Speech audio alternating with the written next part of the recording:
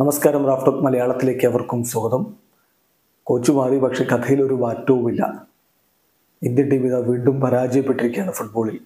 Inter continental കപ്പിൽ വിജയമില്ലാതെ അവസാനിപ്പിക്കുന്നു ഇന്ത്യയുടെ ക്യാമ്പയിൻ. ആദ്യ കളി മൗറീഷ്യസിനോട് സമനിലയായിരുന്നെങ്കിൽ ഇപ്പോൾ സിറിയയോട് ഏകപക്ഷീയമായ 3 ഗോളിന് പരാജയപ്പെട്ടിരിക്കുകയാണ്. മത്സരത്തിൽ ഇന്ത്യക്ക് വേണ്ടി ആദ്യ 11 ഗുർപ്രീത്, രാഹുൽ, സുഭാശിഷ്, അൻവർ, സുരേഷ്, മൻവീർ, ജീക്സൺ, നന്ദകുമാർ, ചാങ്തെ, സഹൽ, നിഖിൽ എന്നിവരൊക്കെ ഇറങ്ങിയിരുന്നു. എന്നാൽ കളിയുടെ തുടക്കത്തിൽ തന്നെ സിറിയ ലീഡെടുക്കുന്ന ഒരു കാഴ്ചയാണ് നമ്മൾ കണ്ടത്. 7ാമത്തെ മിനിറ്റിൽ മഹമ്മൂദ് അൽ അസ്വദിലൂടെ അവർ ലീഡെടുത്തു.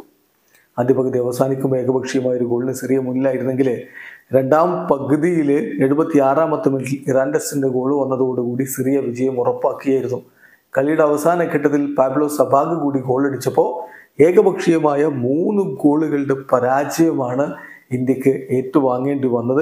ഏതായാലും ഇപ്പോൾ ഇന്റർ കോണ്ടിനെന്റൽ കപ്പിൽ കളിച്ച 2 കളികൾ, ഒരു പരാജയം, ഒരു സമനില, ഒറ്റ പോയിന്റ് മാത്രമാണ് ഇന്ത്യൻ ടീമിന് നേടാൻ കഴിഞ്ഞത്. വീഡിയോ അവസാനിക്കുന്നു. ഫുട്ബോൾ ലോകത്തെ കൂടുതൽ വിശേഷങ്ങളുമായി റാഫ്റ്റോക്സ് എത്താം.